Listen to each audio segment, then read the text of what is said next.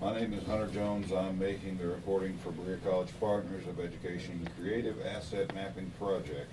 It is October 25th. We're at the Knox County Historical Museum.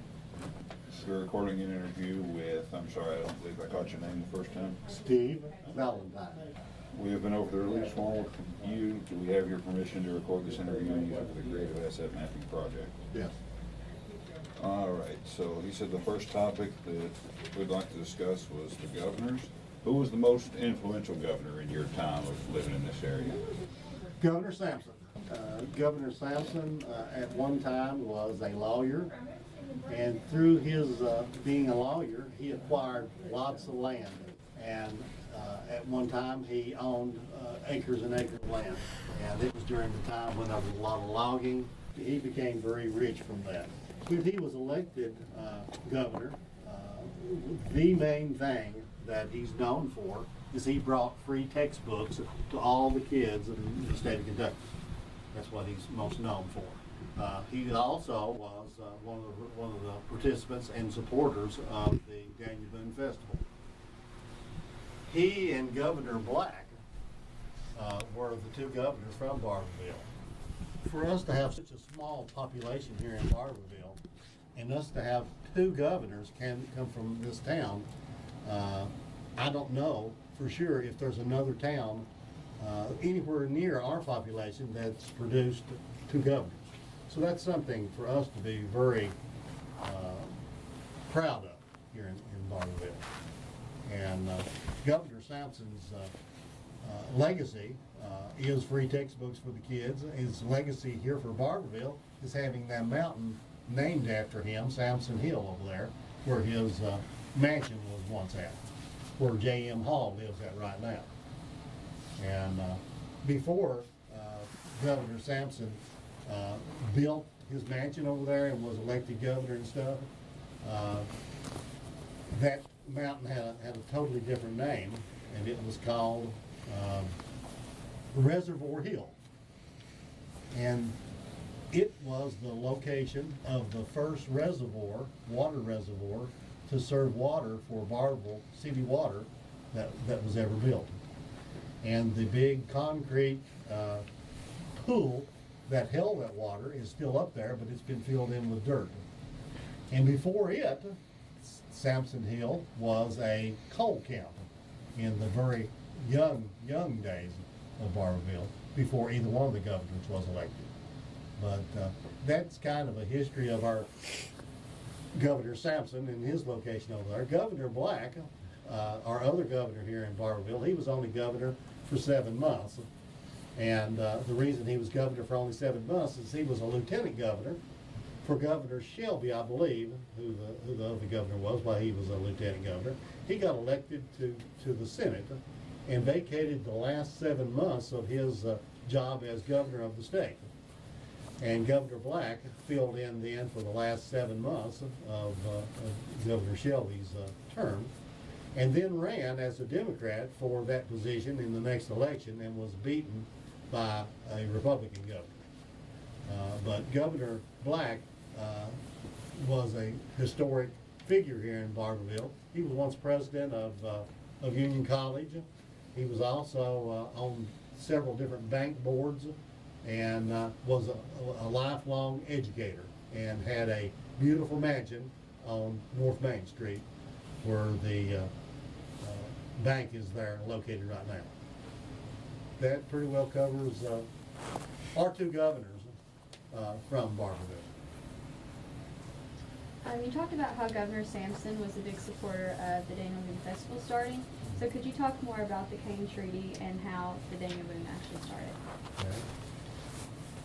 There, a lot of people don't know it, and probably none of you know it, but at one time there was a May Festival in Barbourville. And it had been here since 1922. The May Festival had about run its time. It was getting less and less popular. And the businessmen in Union College, which has always been a big deal here in Barbourville and made it a lot of things move and shake, wanted to come up with some other kind of festival to have to celebrate something else. So Dr. Carl Bilal, who was a teacher at Union College, he and his senior class came up with the idea of the Daniel Boone Festival.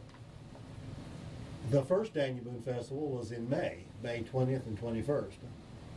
And Dr. Carl Bilal had always, he was from Texas, but he had always read about and heard about and looked up to as a hero Daniel Boone, even when he was growing up in Texas.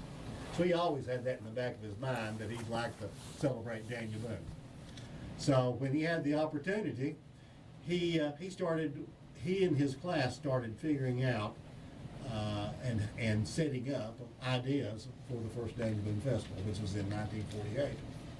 So he went and met with the Cherokee Indians of Cherokee, North Carolina, who he knew was coming here to Barbourville every year, cutting cane along our Cumberland River, taking it back to their Cherokee, North Carolina. So he made a deal with them. If you'll come once a year, we'll sign a treaty with you at our festival and allow you to come from now on and cut cane on the riverbank and help us celebrate Daniel Boone. So in 1948, he, Union College, his senior class, and the local businessmen of Barbourville got together and put on a 2-day festival, May 20th and 21st, 1948. After that, that was too close to be with the May Festival. Too many things going on in May. That's when our May Festival was in May. So they changed it after that first year to October. And it's grown from there to now.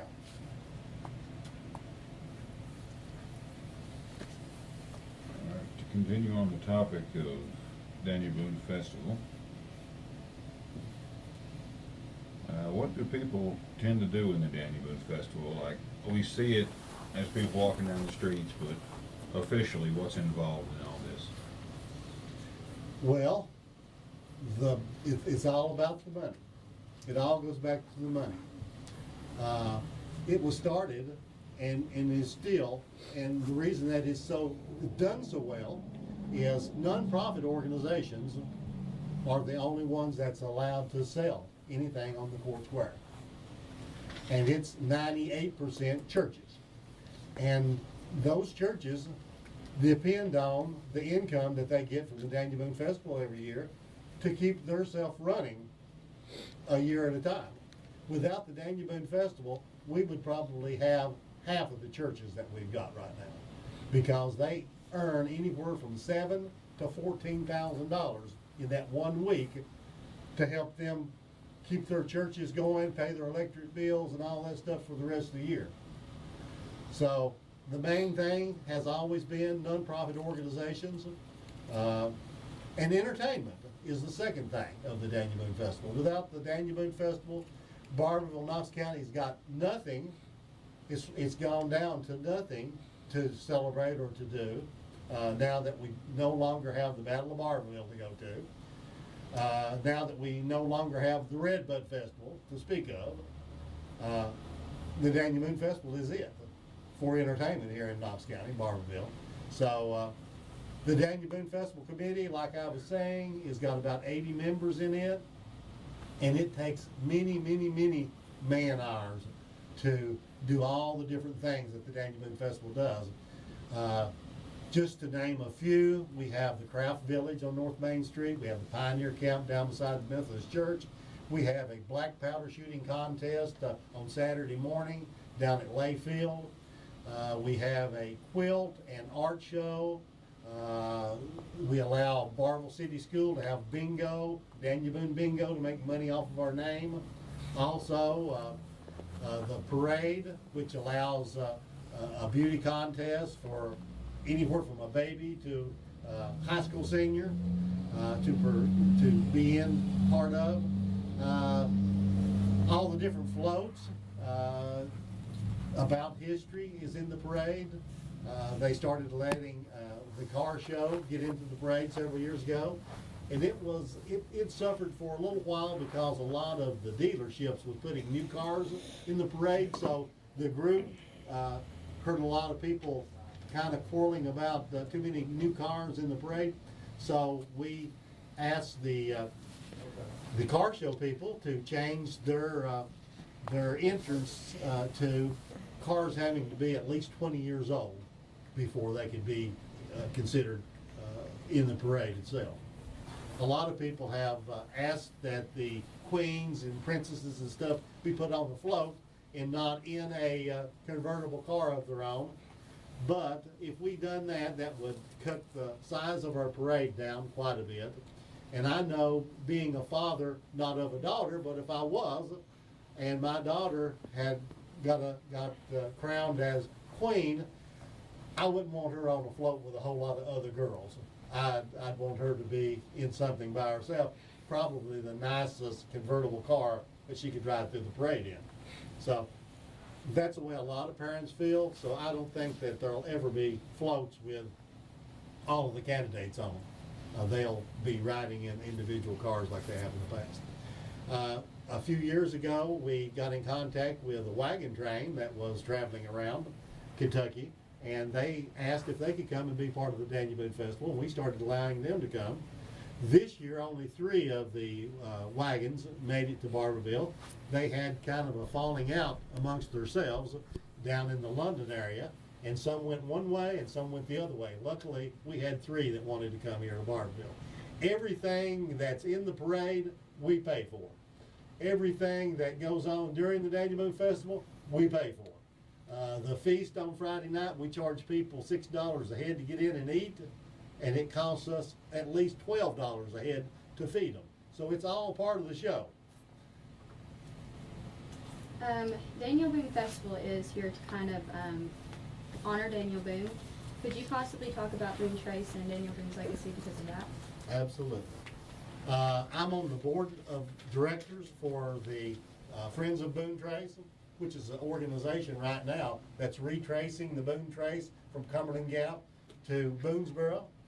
We're not only tracing it, but we're trying to work through the federal government and get the trail marked with signs so people can take hikes, bikes, and cars over the exact trail that Boone made in 1775. Barbourville is very much a giant part of that due to a couple of things.